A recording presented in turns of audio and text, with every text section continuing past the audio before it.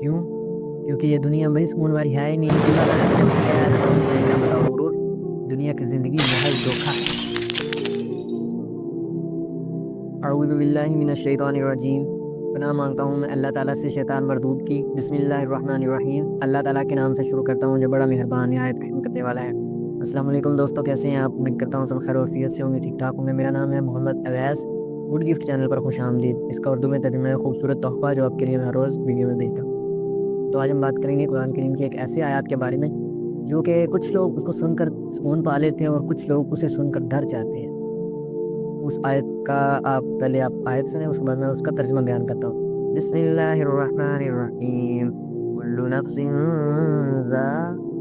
ذائقۃ الموت۔ ترجمہ: ہر نفس کو موت کا ذائقہ چکھنا ہے۔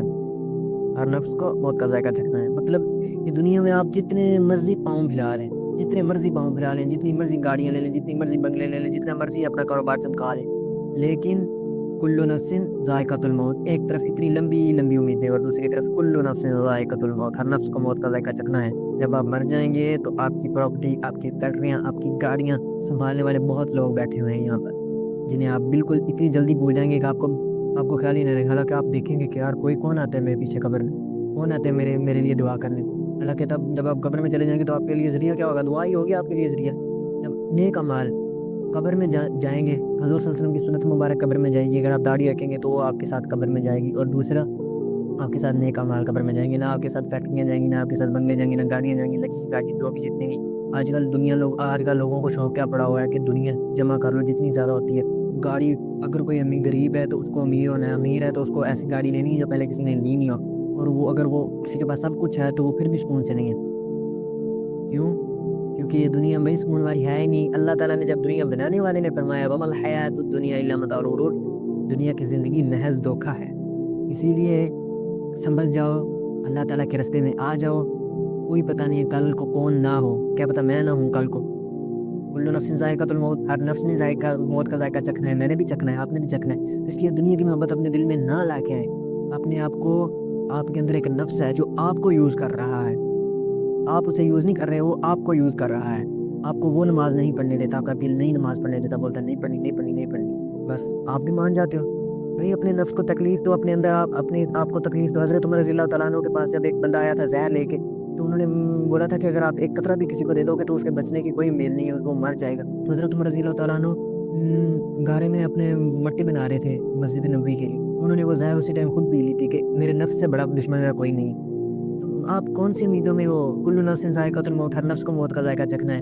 جیسے کہ آپ یا تو ایک فضا میں ہو، آپ کو اس کے بعد مرنے کے بعد آپ نے قید خانے میں چلے جانا ہے، کل نفس ذائقۃ الموت، موت کا ذائقہ چکھنے کے بعد آپ نے قید خانے میں چلے جانا ہے، یا تو آپ پہلے ہی قید خانے میں، آپ نے موت کا ذائقہ چکھنا ہے اور فضاؤں میں چلے جاؤ گے۔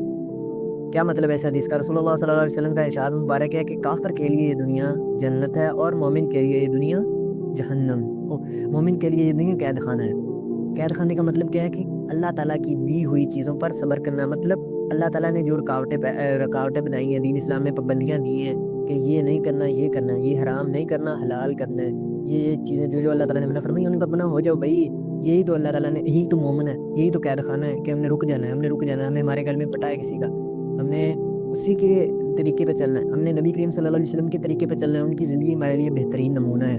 تو بھائیو یہ آیت ہے جو کہ کچھ لوگ اسے سن کر سکون پا لیتے ہیں اور کچھ لوگ اسے سن کر پریشان ہو جاتے ہیں کہ ہماری گاڑیاں کہاں جائیں گی، ہمارے بنگلے کہاں جائیں گے، ہماری زندگی کتنی لمبی لمبی سوچیں کہ وہ اتنی لمبی لمبی سوچیں تو وہ کہاں جائیں گی، تو وہ ڈر جاتے ہیں کہ کل نفس ذائقۃ الموت، ہم نے بھی موت کا ذائقہ چکھنا ہے، ہمیں پتہ ہے کہ قرآن سچا ہے، اس کے علاوہ کوئی آپشن نہیں۔ تو کچھ لوگ سکون پا لیتے ہیں کہ الحمدللہ، شکر الحمدللہ کہ ہم نے موت کا ذائقہ چکھنا ہے، تو وہ لوگ آزمائشوں میں ہوتے ہیں۔ وہ لوگ مومن ہیں جو لوگ اللہ کا شکر ادا کرتے ہیں کہ شکر الحمدللہ ہم قید خانے میں ہیں، ہم اللہ تعالیٰ کی لگائی ہوئی پابندیوں پر راضی ہیں۔